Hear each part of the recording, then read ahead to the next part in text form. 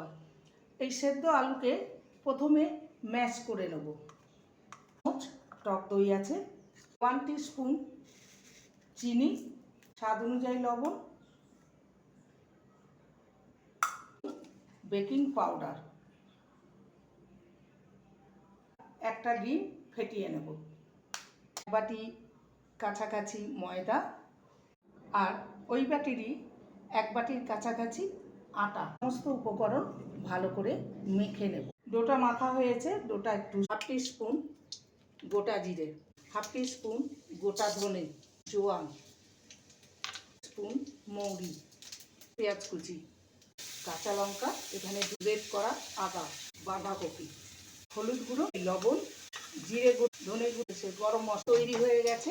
লেচি কেটে নেব, বেলে নেব, সেটাকে রেডি করে মিডিয়াম ফ্লেমগুলোকে। আজকে একটি জলখাবার রেসিপি